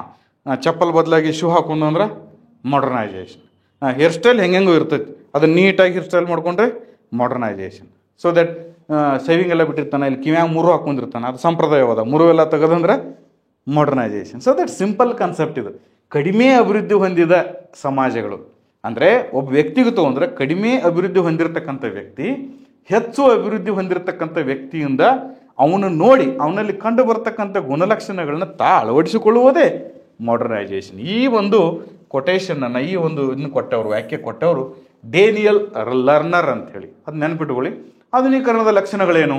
ಇದು ನಿರಂತರ ಮತ್ತು ಸುದೀರ್ಘವಾಗಿದೆ, ಮುಗಿಯಂಗಿಲ್ಲ. ಇದಕ್ಕೆ ಆದಿ ಇದೆ, ಅಂತ್ಯವಿಲ್ಲ. ಇದಕ್ಕೆ ಪ್ರಾರಂಭವಿದೆ, ಆದರೆ ಏನಿಲ್ಲ, ಇದಕ್ಕೆ ಅಂತ್ಯ ಇಲ್ಲ. ಒಂದು ಸಮಾಜ ಆಧುನೀಕರಣವಾಗಬೇಕಾದ್ರೆ 100 ವರ್ಷಗಳು ಬೇಕು. ಅಷ್ಟು ವ್ಯಕ್ತಿ ಚೇಂಜ್ ಆಗ್ಬೋದು, 10 ದಿನದಾಗ ಕಟಿಂಗ್ ಮಾಡಿಸ್ಕೊಂಡು. ಅದರ ಸಮಾಜ ಚೇಂಜ್ ಆಗೋದಕ್ಕೆ it will take time. Okay, 100 years. ಆಧುನೀಕರಣದಿಂದ ಏಕರೂಪತೆ ಸೃಷ್ಟಿಯಾಗುತ್ತದೆ. ದೇಶದಲ್ಲಿ ಏನೇನ ವ್ಯತ್ಯಾಸಗಳು ಹೋಗ್ತವ, ಸಮಾನತೆ ಬರ್ತದೆ, ಅಸಮಾನತೆ ಕಡಿಮೆ ಆಗ್ತದೆ. ಆಧುನೀಕರಣದಿಂದ ದೇಶಗಳು ಮುಮ್ಮುಖ ಚಲನೆಯನ್ನು ಹೊಂದುತ್ತವೆ, ಮುಂದೋಡಿ ಹೋಗ್ತಾವಂತ. ಆಧುನೀಕರಣದಿಂದ ಹಿನ್ನಡೆ ಆಗೋದಿಲ್ಲ. ಆಧುನೀಕರಣದಿಂದ ವಿವಿಧ ಕ್ಷೇತ್ರದಲ್ಲಿ ಅಭಿವೃದ್ಧಿ ಆಗ್ತದೆ. ಕೃಷಿ ಕ್ಷೇತ್ರ, ತಂತ್ರಜ್ಞಾನ ಕ್ಷೇತ್ರ, ವೈದ್ಯಕೀಯ ಕ್ಷೇತ್ರ, ನೀವು ಎಷ್ಟು ಬೇಕಾದ ಕ್ಷೇತ್ರ ತಗೊಳ್ಳಿ, ಕೈಗಾರಿಕಾ ಕ್ಷೇತ್ರ, ಇವೆಲ್ಲನೂ ಕೂಡ ಅಭಿವೃದ್ಧಿ ಆಗ್ತಾವೆ. ಮೊದಲು ನಾವು ಎತ್ತು ಗಾಡಿ ಹಿಡ್ಕೊಂಡು ಏನು ಮಾಡ್ತಿದ್ವಿ, ಹೊಲ ಉಳ್ತಿದ್ವಲ್ಲ. ಈಗ ಟ್ರ್ಯಾಕ್ಟರ್ ಯೂಸ್ ಮಾಡ್ತೀವಲ್ಲ. ಮೊದಲು ಔಷಧ ಬಿಡಿಬೇಕಾದ್ರೆ ಏನು ಮಾಡ್ತಿದ್ವಿ, ಒಬ್ಬ ವ್ಯಕ್ತಿ ತೊಗೊಂಡು ಹೋಗಿದ್ರು. ಈಗ ಡ್ರೋನ್ ಮೂಲಕ ಔಷಧಗಳನ್ನು ಸಿಂಪಡಿಸ್ತೇವಲ್ಲ. ದಿಸ್ ಈಸ್ ಆಧುನೀಕರಣ. ಆಧುನೀಕರಣ ಪ್ರಗತಿಪರ ಪ್ರಕ್ರಿಯೆ ಆಗಿದೆ. ಓಕೆ, ಇದರಿಂದ ದೇಶಕ್ಕೆ ಸಮಾಜಕ್ಕೆ ಲಾಭ ಆಗ್ತದೆ, ಆರ್ಥಿಕ ಲಾಭ ಆಗ್ತದೆ. ಓಕೆ, ಆಧುನೀಕರಣ ಕ್ರಾಂತಿಕಾರಕವಾದದ್ದು. ಜಾಗತಿಕ ವಿದ್ಯಮಾನ ಮತ್ತು ಹಂತ ಹಂತವಾಗಿ ನಡೆಯುತ್ತದೆ. ಇದು ಕ್ರಾಂತಿಕಾರಕ ಬದಲಾವಣೆ. ಕೃಷಿಯಲ್ಲಿ ಸಾಂಪ್ರದಾಯಿಕವನ್ನು ತೆಗೆದು ಆಧುನಿಕವಾದವನ್ನು ಮಾಡೋದಂದ್ರೆ ಅದೊಂದು ಕ್ರಾಂತಿಕಾರಕ ಆಗ್ತದೆ. ಸೊ ದಟ್ ಈ ಎಲ್ಲನೂ ಕೂಡ ನೀವು ಆಧುನೀಕರಣದ ಬಗ್ಗೆ ತಿಳ್ಕೊಂಡ್ರಿ. ಇದನ್ನು ಏನು, ಈ ಆಧುನೀಕರಣ ಬರಕ್ಕೆ ಏನು ಕಾರಣ ಆಗ್ಯವು, ಏನು ಉತ್ತೇಜನೆಯಿಂದ ಆಧುನೀಕರಣ ಬಂತು, ಮತ್ತು ಅವೇ ಪಾಯಿಂಟ್: ಶಿಕ್ಷಣ, ಸಮೂಹ ಮಾಧ್ಯಮಗಳು, ಸೋಷಿಯಲ್ ಮೀಡಿಯಾ, ಓಕೆ, ಜೊತೆಗೆ ಪತ್ರಿಕಾ ಮಾಧ್ಯಮಗಳು, ಪ್ರಜಾಪ್ರಭುತ್ವ ಬರೋದ್ರಿಂದ ಆಧುನೀಕರಣ ಆಯ್ತು ನೋಡಿ. ರಾಜಪ್ರಭುತ್ವ ಇದ್ರ ಆಗ್ತಿದ್ದೇನೆ. ರಾಜ ಏನು ಹೇಳ್ತಾನೆ ಅದ ಫೈನಲ್. ರಾಜ ಹಿಂಗೆ ಕಟಿಂಗ್ ಮಾಡಿಸ್ಕೊತಾನೆ, ಹಂಗೆ ಕಟಿಂಗ್ ಮಾಡಿಸ್ಕೋಬೇಕು. ದಕ್ಷಿಣ ಕೊರಿಯಾದಾಗ ಒಬ್ಬ ರಾಜ ಇದೆ, ಹೌದಾ? ಅವ್ನು ಹೆಂಗೆ ಕಟಿಂಗ್ ಮಾಡಿಸ್ತಾನಲ್ಲ ಹಂಗೆ ಪ್ರಜೆಗಳು ಕಟಿಂಗ್ ಮಾಡಿಸ್ಬೇಕು. ಅವ್ನು ಹೆಂಗೆ ಕಟಿಂಗ್ ಮಾಡಿಸ್ತಾಳ, ಹೆಣ್ಮಕ್ಳೆಲ್ಲ ಹಂಗೆ ಕಟಿಂಗ್ ಮಾಡಿಸ್ಬೇಕಂತ. ಇದು ರಾಜಪ್ರಭುತ್ವ. ಪ್ರಜಾಪ್ರಭುತ್ವದ ಹಂಗಿಲ್ಲ. ನಿನಗೆ ಬೇಕಾದಂಗೆ ಕಟಿಂಗ್ ಮಾಡಿಸ್ಕೋಬೋದು. ನೀ ಹೆಬ್ಬುಲಿ ಕಟಿಂಗರ ಮಾಡಿಸ್ಕೋಬೋದು, ನಿಂಗೆ ಯಾವ್ದು ಬೇಕಾದ್ರೆ ಕಟಿಂಗ್ ಮಾಡಿಸ್ಕೋಬೋದು. ಓಕೆ, ಪ್ರಜಾಪ್ರಭುತ್ವ, ಜನಾಕರ್ಷಕ ನಾಯಕತ್ವ. ಒಂದು ಆಧುನೀಕರಣ ಬರಬೇಕಾದ್ರೆ ಒಬ್ಬ ಲೀಡರ್ ಹುಟ್ಕೋಬೇಕು. ತಿಳಿತಾ? ಆ ಲೀಡರ್ ಆಕರ್ಷಕವಾಗಿದ್ದಂದ್ರೆ ಆಟೋಮೆಟಿಕ್ಕಾಗಿ ಆಧುನೀಕರಣ ಬರ್ತದೆ. ಸರ್ಕಾರ ಪ್ರಬಲವಾಗಿರ್ಬೇಕು, ಸಂವಿಧಾನ, ಈ ಅಂಶಗಳು ಆಧುನೀಕರಣ ಬರೋದಕ್ಕೆ ಕಾರಣ, ಉತ್ತೇಜಿಸ್ತಕ್ಕಂಥ ಕಾರಣ. ಬೇಕಾದ್ರೆ ಇದ್ರ ಬಗ್ಗೆ ಮತ್ತೆ 4 ಪಾಯಿಂಟ್ ಬರೋದು, ಇದನ್ನು ಜಾಸ್ತಿ ಮಾಡ್ಕೋಬೋದು. ಆಧುನೀಕರಣದಿಂದ ಏನಾಗ್ತಾ ಇದೆ, ಪರಿಣಾಮ ಏನು? ವಿಭಕ್ತ ಕುಟುಂಬಗಳು ಸೃಷ್ಟಿಯಾಗುತ್ತಿವೆ. ಮೊದಲು ಅವಿಭಕ್ತ ಕುಟುಂಬ ಇತ್ತು. ಗ್ರೂಪ್ ಇನ್ಶೂರೆನ್ಸ್ ಮಾಡಿದಂಗೆ ಅಜ್ಜ, ಅಜ್ಜಿ, ಮೊಮ್ಮಗ ಎಲ್ಲರೂ, ಅಪ್ಪ, ಅವ್ವ, ಅವ್ರ ಅಜ್ಜ, ಒಂದು 50 ಮಂದಿ ಇರ್ತಿದ್ರು ಊರಾಗ, ಒಂದು ಮನ್ಯಾಗ, ಹೌದಿಲ್ರಿ? ಈಗ ಏನಾಗತ್ತೈತಿ, ಮೈಕ್ರೋ ಫ್ಯಾಮಿಲೀಸ್ ಆಗತ್ತೆ. ಸಣ್ಣ ಕುಟುಂಬಗಳು, ಚಿಕ್ಕ ಸಂಸಾರ, ಚೊಕ್ಕ ಸಂಸಾರ. ಆವಾಗ 12 ಮಕ್ಕಳು. ಅಂಬೇಡ್ಕರ್ ಅವರು ಎಷ್ಟನೇ ಮಕ್ಕಳು ರೀ? ಅಂಬೇಡ್ಕರ್ ಅವ್ರ ತಾಯಿಗೆ ಬಹುಶಃ 14ನೇ ಮಕ್ಕಳೇನು, 14ನೇ ಮಕ್ಕಳು ಅವರು. ಈಗೆಲ್ಲಿ 14ನೇ ಮಕ್ಕಳು ಅದಾರ ರೀ? ಒಂದ ಮಗು, ಆರತಿಗೊಬ್ಬ ಮಗ, ಕೀರತಿಗೊಬ್ಬ ಮಗಳು. ಉಲ್ಟಾ ಆತಲ್ಲ, ಆರತಿಗೊಬ್ಬ ಮಗಳು, ಕೀರತಿಗೊಬ್ಬ ಮಗ ಅಂತ ಕಲ್ಪನೆ ಇದೆ. ಅದು ಯಾವಾಗ ನಾವು ಹುಟ್ಟುವಾಗಿತ್ತು. ಈಗ ಹಂಗಿಲ್ಲ. ಹೆಣ್ಣಿರಲಿ ಗಂಡಿರಲಿ, ಮನೆಗೊಂದು ಮಗು ಇರಲಿ, ಮನೆಗೊಂದು ಮಗು, ಮನೆಗೊಂದು ಮರ, ಆ ಕಲ್ಪನೆ ಬಂದೈತಿ. ಇನ್ನು ಮುಂದೆ ಹೆಂಗೆ ಬರ್ಬೋದು ಗೊತ್ತೈತೇನ್ರಿ? Husband and wife without children ಅಂತ ಅದು ಬಂದೈತಿ. ಈಗ ಲಿವಿಂಗ್ ರಿಲೇಷನ್ಶಿಪ್ ಬಂದಿರೋದ್ರಿಂದ ಗಂಡ ಹೆಂಡತಿ ಇಬ್ಬರು ಸಾಕು, ಮಕ್ಕಳು ಬೇಡ. Husband and wife without children. ನಾ SLC ಬರೆಯುವಾಗ, ಜನಸಂಖ್ಯಾ ಸ್ಫೋಟದ ಬಗ್ಗೆ ಎಸ್ಸೆ ಬರೆಯುವಾಗ ಈ ಪಾಯಿಂಟ್ ಹಾಕಿದ್ದೆ. ಇದಕ್ಕೆ ನಂಗೆ 500 ರೂಪಾಯಿ ಬಹುಮಾನ ಸಿಕ್ಕಿತ್ತು. ತಿಳಿತಾ? ಎಸ್ಸೆ ನಾನು SSLC ಬರೆಯೋಕ್ಕೆ ಸ್ಟಾರ್ಟ್ ಮಾಡಿದ್ದೀನಿ ಜನಸಂಖ್ಯಾ ಸ್ಫೋಟದ ಬಗ್ಗೆ. ಹಿಂದೇನು ಹೇಳ್ತಿದ್ರು? ಆರತಿಗೊಬ್ಬ ಮಕ್ಕಳಿರಲ್ಲವ ಮನೆ ತುಂಬ. ನೀವು ಜನಸಂಖ್ಯೆ ಎಸೆ ಬರಿಬೇಕಾದ್ರೆ ಬರೀ ಜನಸಂಖ್ಯಾ ಸ್ಫೋಟನ ಕೇಳ್ಬೋದಾ, ಅಥವಾ ಜನಸಂಖ್ಯೆ ಲಾಭಾಂಶ ಬಗ್ಗೆ ಎಸೆ ಕೇಳ್ಬೋದಾ? ಮನೆ ತುಂಬ ಮಕ್ಕಳಿರಲ್ಲವೋ ಮನೆ ತುಂಬ. ಸಾಂಪ್ರದಾಯವಾದ. ಆಧುನಿಕವಾದದಲ್ಲಿ ಏನು ಬಂತು? ಹೆಣ್ಣಿರಲಿ, ಆರತಿಗೊಬ್ಬ ಮಗಳು, ಕೀರತಿಗೊಬ್ಬ ಮಗ. ಪ್ರಸ್ತುತವಾದ, ಹೆಣ್ಣಿರಲಿ ಗಂಡಿರಲಿ, ಒಂದೇ ಮಗು ಇರಲಿ. ಇನ್ನು ಮುಂದೆ ಏನು ಬರ್ಬೋದು ಹೇಳ್ರಿ? ಅಥವಾ ಈಗ ಬಂದೈತೆ ಏನು ಹೇಳ್ರಿ? Husband and wife without children. ಈ 4 ಲೈನ್ ಹಾಕಿ ನೀವು ಎಸೆ ಸ್ಟಾರ್ಟ್ ಮಾಡ್ಬೋದು ಜನಸಂಖ್ಯಾ ಸ್ಫೋಟಕ್ಕೆ, ಜನಸಂಖ್ಯಾ ಲಾಭಾಂಶಕ್ಕೆ. ಸೊ ದಟ್ ಇದಕ್ಕೆ ಕಾರಣ ಆಧುನೀಕರಣ. ಕಳ್ಳುಬಳ್ಳಿ ಸಂಬಂಧ ಇಲ್ರಿ, ಈಗ ಕಡಿಮೆ ಆಗ್ಯಾವ. ಕಳಬಳ್ಳಿ ಅಂತೇಳಿ ಈಗ ನೀವು ಧಾರವಾಡದಾಗ PG ಓದಕ್ಕೆ ಬರ್ತಿರ್ಲೆ, ನಿಮ್ಮ ಕಳಬಳ್ಳಿಯವ್ರ ಜೊತೆ ಇರ್ತೀರೇನು? ಇಲ್ಲ, ನೀವು ಫ್ರೆಂಡ್ಸ್ ಜೊತೆ ಇರ್ತೀರಿ. ಹೇಳ್ತೇವೆ ನಮ್ಮ ಕಾಕನ ಮಗಳಿದ್ರೆ ಅವನಿಂದ ದೂರ ಇರ್ತೀರಿ ನೀವು. ಆದಟ್ ಅವ್ನು ಯುದ್ಧ ಏರಿಯಾದಾಗ ಇರಂಗಿಲ್ಲ ನೀವು. ಆದ್ರೆ ನೀವು ದೋಸ್ತರ ಜೋಡಿ ಜಾಸ್ತಿ ಇರ್ತೀರಿ. ಯಾಕಂದ್ರೆ ಆಧುನೀಕರಣ. ಜನರಲ್ಲಿ ಧರ್ಮ ನಿರಪೇಕ್ಷತೆ ಇದೆ. ಒಂದು ರೂಮ್ನಾಗ ನೀವು ನೋಡಿ SC ST ದವರು ಇರ್ತೀರಿ, OBC ದವರು ಇರ್ತೀರಿ, ಜನರಲ್ ಮೆರಿಟ್ದವರು ಇರ್ತೀರಿ. ಜಾತಿ ಕೇಳಂಗಿಲ್ಲ ನೀವು. ಇದು ಎದ್ರ ಕೊಡುಗೆ? ಆಧುನಿಕತೆಯ ಕೊಡುಗೆ. ನಗರೀಕರಣ ಮತ್ತು ಕೈಗಾರೀಕರಣ ಹೆಚ್ಚಾಗುತ್ತದೆ. ಆಧುನಿಕ ಬೆಳೆದಂಗೆ ಆಟೋಮೆಟಿಕ್ ಕೈಗಾರಿಕೆಗಳು ಹೆಚ್ಚಾಗ್ತವ. ಕೈಗಾರಿಕೆಗಳು ಹೆಚ್ಚಾದಂಗೆ ನಗರಗಳು ಹೆಚ್ಚಾಕವ. ಎರಡೂ ಒಂದೇ. ಎಲ್ಲಿ ಕೈಗಾರಿಕೆಗಳಿದೆಯೋ ಅಲ್ಲಿ ನಗರಗಳು ಬೆಳಿತವ, ಎಲ್ಲಿ ನಗರಗಳಿದೆಯೋ ಅಲ್ಲಿ ಕೈಗಾರಿಕೆಗಳು ಬರ್ತವೆ. ಚಕ್ರೀಯ ಸಿದ್ಧಾಂತ ಬರ್ತೈತೆ. ವೈದ್ಯಕೀಯ ಕ್ಷೇತ್ರ ಬೆಳೆಯುವುದರಿಂದ ಮರಣ ಪ್ರಮಾಣ ಕಡಿಮೆಯಾಗಿದೆ. ವೈದ್ಯಕೀಯದಲ್ಲಿ ಆಧುನಿಕತೆ ಬಂದಿದೆಯಲ್ಲ, ಇದರಿಂದ ಮರಣ ಪ್ರಮಾಣ ಕಡಿಮೆಯಾಗಿದೆ, ಸಮಾಜದಲ್ಲಿ ಸಮಾನತೆ ಹೆಚ್ಚಾಗಿದೆ, ಆದಾಯದ ಸಮಾನ ಹಂಚಿಕೆ ಆಗ್ತಾ ಇದೆ. ತಿಳಿತಾ? ಎವ್ರಿ ಒನ್ ಈಗ ಈ ಸೋಷಿಯಲ್ ಮೀಡಿಯಾದಲ್ಲಿ ನೀವು ಒಂದು ಯೂಟ್ಯೂಬ್ ಚಾನಲ್ ತೆಗೆದು ನಿಮ್ಮ ಸ್ಕಿಲ್ಸನ್ನು ಹಾಕಕ್ಕೆ ಸ್ಟಾರ್ಟ್ ಮಾಡಿದ್ರಿ ಅಂದರೆ, ನಿಮ್ಮನ್ನು ಜಾಸ್ತಿ ಫಾಲೋವರ್ ಆದ್ರೆ ಅಂದರೆ, ವ್ಯೂಸ್ ಆದವು ಅಂದ್ರೆ ನಿಮ್ಮ ಮನ್ಯಾಗ ಕೂತು ದುಡ್ಡು ಬರ್ತೈತಿ. ನಿಮಗೆ ಬೇಕಾಗಿರೋದು ಒಂದು ಒಳ್ಳೆಯ ಮೊಬೈಲು, ಆ ಮೊಬೈಲ್ ಇದ್ರೆ ಸಾಕು ನಿನಗೆ. ಒಳ್ಳೆ ಅದರ ಕ್ಯಾಮ್ರಾನೂ ಇದೆ, ರೆಕಾರ್ಡಿಂಗು ಮಾಡ್ಬೋದು. ಓಕೆ, ಈಗ ಯಾರೋ ಒಳ್ಳೆಯ ಪಾಠ ಹೇಳ್ತಿರ್ತೀವಿ, ಒಂದು ಹಿಂಗೆ ಸ್ಟುಡಿಯೋ ಮಾಡ್ಕೊಂಡ್ರೆ ಮುಗಿದೋಯ್ತು. ನೀವು ಅಲ್ಲೇ ಕೂತ್ಕೊಂಡು ಇಡೀ ಭಾರತ ದೇಶದ ಎಲ್ಲ ವ್ಯಕ್ತಿಗಳಿಗೆ ಪಾಠ ಕಲಿಸ್ಬೋದು. ಸೊ ದಟ್ ಈ ಥರ ಈಗ ಸಮಾನ, ಎಲ್ಲರಿಗೂ ಸಮಾನ ಪ್ಲಾಟ್ಫಾರ್ಮ್ ಇದೆ ಈಗ. ಆದರೆ ನೀವು ಬೆಳಿಬೇಕಟ್ಟ. ಕೆಲವರು ಅಂತಾರೆ ಎಲ್ಲಿ ಆದಾಯದ ಸಮಾನತೆ ಐತ್ರಿ, ನೀ ಮಾಡ್ಕೋಬೇಕತ್ತಮ್ಮ. ಅದು ನಿಮ್ಮ ಮನೆಗೆ ಬಾಗಿಲಿಗೆ ಬಂದ್ರೆ ರೊಕ್ಕ ಕೊಡಂಗಿಲ್ಲ. ನಿನ್ನ ಸ್ಕಿಲ್ ತೋರಿಸ್ಲಾ, ನೀ ಬೆಸ್ಟ್ ಸಮಾಜಶಾಸ್ತ್ರ ಪಾಠ ಮಾಡೋಕ್ಕೆ ಕಲಿ, you will become great teacher. Best essay ಮಾಡೋಕ್ಕೆ ಕಲಿ. ಮೊದಲು ಎಸ್ ಎ ಬರೀ, PDF ರೆಡಿ ಮಾಡ್ಕೋ. ಆ PDF ಸೇಲ್ ಮಾಡಿ ಎಷ್ಟು ರೊಕ್ಕ ಮಾಡ್ಕೋಬೋದು. ಈಗ ಒಂದು ಎಸ್ ಎ PDF ಕಳಿಸ್ತಂದ್ರೆ 20 ರೂಪಾಯಿ ಕೊಡ್ತಾರೆ. ಈಗ ನನಗೆ ಎಷ್ಟೋ ಜನ ಕೇಳ್ತಾರೆ, ಸರ್ ಅದು PDF ಎಷ್ಟು ರೊಕ್ಕ ಕೇಳ್ರೆ ನಾ ಕೊಡ್ತೀನಿ. ದೇ ಮರ ನನಗೆ ಯಾಕೆ ರೊಕ್ಕ ಹಾಕ್ತೀವೋ ಮರ, ನಾ ಫ್ರೀ ಆಗ್ತೀನಿ ಅಂತ ಹೇಳ್ತೀನಿ ರೀ. ನಿಂಗೆ ಯಾಕೆ ರೊಕ್ಕ ನಾನು ಕೇಳ್ತಿ ಅಂದ್ರೆ, ಸೇಲ್ ಸರ ನಮ್ಮ ಅಣ್ಣೊಬ್ಬರ ಕಡೆ ತರಿಸ್ಕೊಂಡಿದ್ದೀನಿ ರೀ, ಒಂದು PDF 20 ರೂಪಾಯಿ ಅಂತ. ಇವು ಅದನ್ನೂ ಮಾರತಾರ, ಮಾರ್ಬೋದು, ತಪ್ಪೇನಿಲ್ಲ. ಅವ್ರ ಸ್ಕಿಲ್ ಅದು, ಅವ್ರ ಎಫರ್ಟ್ ಅದು. ಹೌದು, ಅವ್ರ ಎಫರ್ಟನ್ನು ಇನ್ನೊಬ್ಬರಿಗೆ ಟೈಮನ್ನು ಮಾರಾಟ ಮಾಡಿ ಹಣ ತೊಗೋಬೋದು ಅವ್ರು, ತಪ್ಪೇನಿಲ್ಲ. ಸೊ ದಟ್ ನೀ ಹೆಂಗೆ ಬೇಕಾದಂಗೆ ಹಣವನ್ನು ಏನು ಮಾಡ್ಬೋದು, ಇಲ್ಲಿ ಗಳಿಸ್ಬೋದು. ನಿಂಗೆ ಒಳ್ಳೆಯ ಪ್ಲಾಟ್ಫಾರ್ಮ್ ಇದೆ, ಸಮಾನ ಹಂಚಿಕೆ ಆಗ್ತಾ ಇದೆ. ಈ ಉದ್ದೇಶದಿಂದ ನೀವೇನು ತಿಳ್ಕೊಂಡ್ರಿ, ಅಂಬಾನಿ ನಮಗೆ ರೊಕ್ಕ ಕೊಡ್ಬೇಕಂತ ನೀವು ವಿಚಾರ ಮಾಡತ್ತೀರಿ. That is wrong. ಅಂಬಾನಿ ಅವ್ನ ಮಗುಗೆ ಇಟ್ಟಾಗ ಖರ್ಚು ಮಾಡಿ ಮದುವೆ ಮಾಡಿದ, ಅದ್ರ ಬದಲಾಗಿ ಬಡವ್ರಿಗೆ ಕೊಡಬೇಕಾಗಿತ್ತು. ಯಾಕೆ? ಏನು ನಿಮ್ದೇನು ತಿಂದಾನು ಉಂಡಾನು? ಇಲ್ಲ, ಅವ್ನು ರೊಕ್ಕ ಗಳಿಸ್ಯಾನ, ಗೌರ್ಮೆಂಟಿಗೆ ಟ್ಯಾಕ್ಸ್ ಕಟ್ಯಾನ, ತನ್ನ ಮಕ್ಳು ಮದುವೆ ಮಾಡ್ಯಾನ.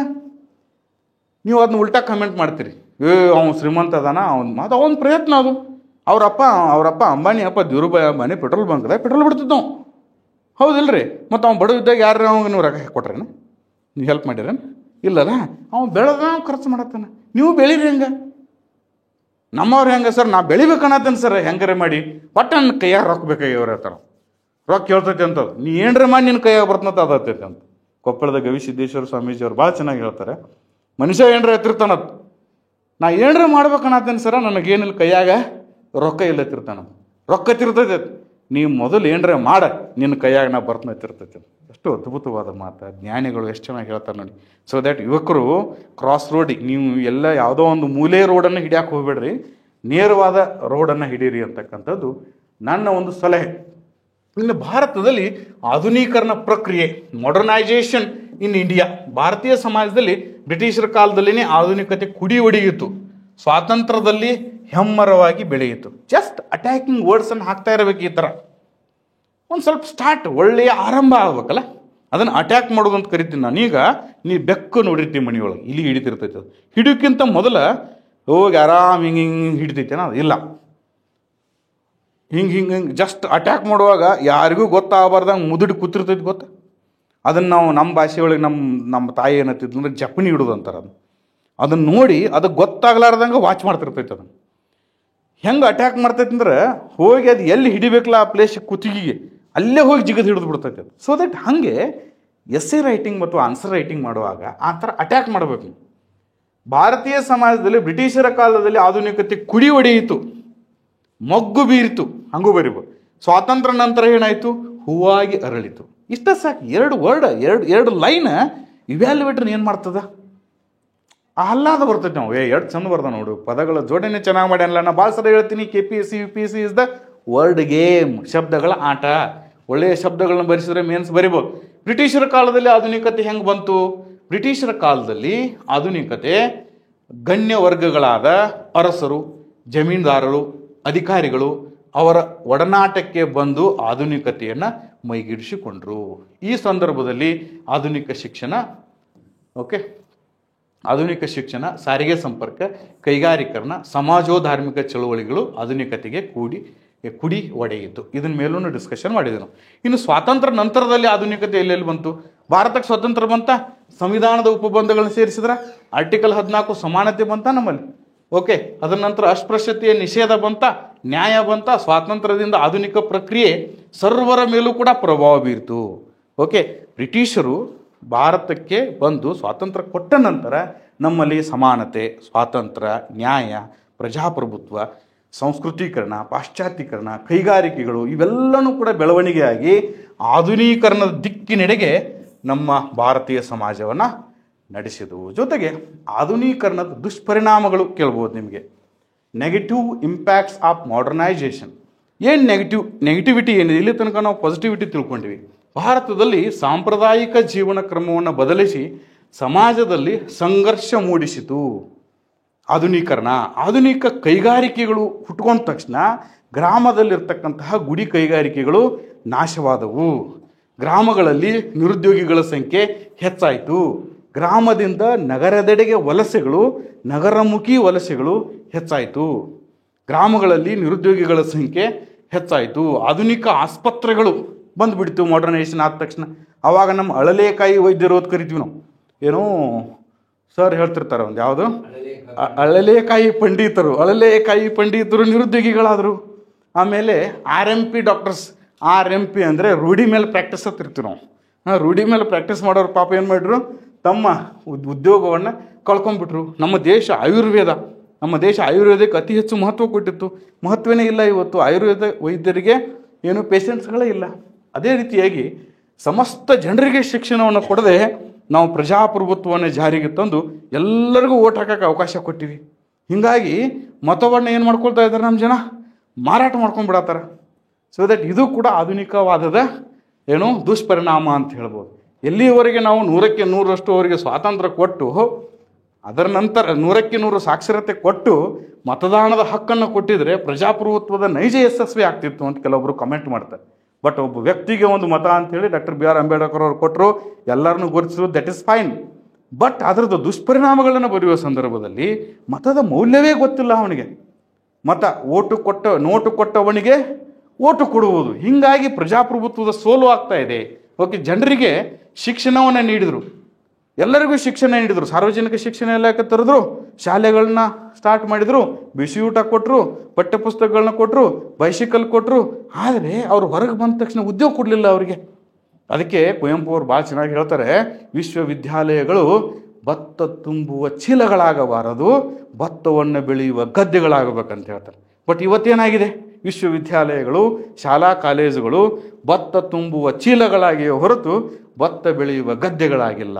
ಈ ಒಂದು ಕೊಟೇಶನ್ದಿಂದ, ಈ ಒಂದು ಸ್ಟೇಟ್ಮೆಂಟ್ನಿಂದ ತಾವು ಇದನ್ನು ಎಂಡ್ ಮಾಡಬಹುದು. ನಿರುದ್ಯೋಗ ಸೃಷ್ಟಿ ಆಯಿತು ಅನ್ನೋದಕ್ಕಿಂತ ಈ ಥರ ಒಂದು ನೀವು ಫ್ಲವರ್ ಲ್ಯಾಂಗ್ವೇಜ್ ಅನ್ನು ಯೂಸ್ ಮಾಡ್ಬೋದು. ನಗರದ ಕಡೆ ವಲಸೆ ಜಾಸ್ತಿ ಆಯಿತು. ಎಲ್ಲಿ ನಗರದಲ್ಲಿ ವಲಸೆ ಜಾಸ್ತಿ ಆಯಿತು, ನಗರದಲ್ಲಿ ಅಶಾಂತಿ ಸೃಷ್ಟಿ ಆಯಿತು, ನಗರದಲ್ಲಿ ಶುಚಿತ್ವ ಮಾಯ ಆಯಿತು. ಎಲ್ಲಿ ಬೇಕಾದಲ್ಲಿ ಚರಂಡಿ ವ್ಯವಸ್ಥೆ, ಎಲ್ಲಿ ಬೇಕಾದಲ್ಲಿ ಕಸ ಎಸೆದ್ರು. ಆ ನಗರದಲ್ಲಿರ್ತಕ್ಕಂಥ ಆ ಒಂದು ಸಾಲಿಡ್ ವೇಸ್ಟ್ ಮ್ಯಾನೇಜ್ಮೆಂಟನ್ನು ನಾವು ಮಾಡೋದೇ ಕಷ್ಟ ಆಗಿಬಿಟ್ಟಿದೆ. ಸೊ ದಟ್ ನಗರದಲ್ಲಿ ಅಶಾಂತಿ ಹೆಚ್ಚಾಯಿತು ಅಂತ ಬರೀಬೋದು. ಕೇವಲ ನಗರೀಕರಣವಾಯಿತು, ಅದಕ್ಕೆ ತಕ್ಕಂತೆ ಕೈಗಾರೀಕರಣಗಳು ಬರಲೇ ಇಲ್ಲ. ಸೊ ದಟ್ ಇದು ಆಧುನಿಕವಾದದ ದುಷ್ಪರಿಣಾಮಗಳಂತ ಹೇಳ್ಬೋದು. ಆದರೆ ನಾವು ಪಾಸಿಟಿವ್ ಎಂಡ್ ಕೊಡಬೇಕು ಇದಕ್ಕೆ. ಇದೆಲ್ಲ ದುಷ್ಪರಿಣಾಮ ಬರೆದರೂ ಕೂಡ ಅದಕ್ಕೊಂದು ಆಶಾವಾದವನ್ನು ತೋರಿಸ್ಬೇಕು. ಬಿಕಾಸ್ ನೀವೆಲ್ಲ ಆಫೀಸರ್ಸ್ ಆಗೋರು, ನಿಮ್ಮಲ್ಲಿ ಆಶಾವಾದ ಇರಬೇಕು, ನಿರಾಶಾವಾದ ಇರಬಾರ್ದು. ಈ ತರಹದ ಕಾಲ ಕಳೆದಂತೆ ಈ ಎಲ್ಲ ದುಷ್ಪರಿಣಾಮಗಳು ಏನೇ ಇರಲಿ, ನಿಧಾನವಾಗಿ ಈ ದುಷ್ಪರಿಣಾಮಗಳು ಕಣ್ಮರೆಯಾಗುವುದರಲ್ಲಿ ಸಂದೇಹವಿಲ್ಲ. ಆಧುನೀಕರಣದ ಸಿಹಿ ಫಲ ನಮಗೆ ಇಂದಿಲ್ಲ ನಾಳೆ ಸಿಕ್ಕೇ ಸಿಗುತ್ತದೆ ಅಂತ ತಿಳ್ಕೊಂಡು ಆಧುನೀಕರಣದ ಪರವಾಗಿ ನಾವು ಆಶಾವಾದವನ್ನು ವ್ಯಕ್ತಪಡಿಸಿ ನಮ್ಮ ಉತ್ತರವನ್ನು ಮುಗಿಸಿದರೆ ಉತ್ತಮ ಅಂಕಗಳು ಬರ್ತವೆ. ಇಲ್ಲಿಗೆ ಸೋಸಾಲಜಿ 3rd ಚಾಪ್ಟರ್ ಮುಗಿತು. ನಾವು ನೆಕ್ಸ್ಟ್ ಚಾಪ್ಟರನ್ನು ಮತ್ತೆ ಮಾಡೋಣ. ಇದ್ರ PDF-ಅನ್ನು ನನ್ನ ಟೆಲಿಗ್ರಾಮ್ ಚಾನಲ್ ಹಾಕಿದ್ದೀನಿ. ಅದೇ ರೀತಿ ಎಥಿಕ್ಸ್ ಮತ್ತು ಇಂಟಿಗ್ರಿಟಿಗೆ SV ಪಾಟೀಲ್ ಸರ್ ಅದ್ಭುತವಾಗಿ ಪಾಠ ಮಾಡಿದ್ದಾರೆ. ಯಾರಿಗೆ ಬೇಕೋ ಅವರು ಲಿಂಕನ್ನು ನನ್ನ ಕಡೆ ಕೇಳ್ಪಡಿಬೋದು. ಪಬ್ಲಿಕ್ ಅಡ್ಮಿನಿಸ್ಟ್ರೇಷನ್ ಮಾಡಿದ್ದಾರೆ. ಜೊತೆಗೆ ಇನ್ನು ಮುಂದೆ essay, how to write best essay ಅಂತ ಮಾಡ್ತಾರೆ, ಪಾಲಿಟಿಯನ್ನು ಮಾಡ್ತಾರೆ. ನೀವೆಲ್ಲ ಇನ್ನು ಕೇವಲ 30 ದಿನ ಮಾತ್ರ ಉಳಿದಿದೆ. ಡಿಟೇಲ್ಡ್ ಅಪ್ಲಿಕೇಶನ್ ಫಾರ್ಮನ್ನು ಹಾಕೋದಕ್ಕೆ ಅವಕಾಶ ಕೊಟ್ಟಿದ್ದಾರೆ. ಯಾವ್ಯಾವ ಪೋಸ್ಟ್ಗಳಿಗೆ ಪ್ರೆಫರೆನ್ಸ್ ಹೆಂಗೆ ಕೊಡಬೇಕು ಅಂತೇಳಿ ನಾನು ಒಂದು PDF ಮಾಡಿ ನಾನು ಟೆಲಿಗ್ರಾಮ್ ಚಾನಲಲ್ಲಿ ಹಾಕಿದ್ದೀನಿ. ಬೇಕಾದ್ರೆ ಇನ್ನೊಂದು ಸರಿ ಅದನ್ನ ರೀಪೋಸ್ಟ್ ಮಾಡ್ತೀನಿ. ಅದರ ಪ್ರಕಾರ ತಾವು ಹಾಕಿ, ನಿಮಗೇನಾದರೂ ಗೊಂದಲಗಳಿದ್ರೆ ದಯವಿಟ್ಟು ನನಗೆ ಫೋನ್ ಮಾಡುವ ಮೂಲಕ ಕೇಳಬಹುದು. Thank you. ಬಾಯ್.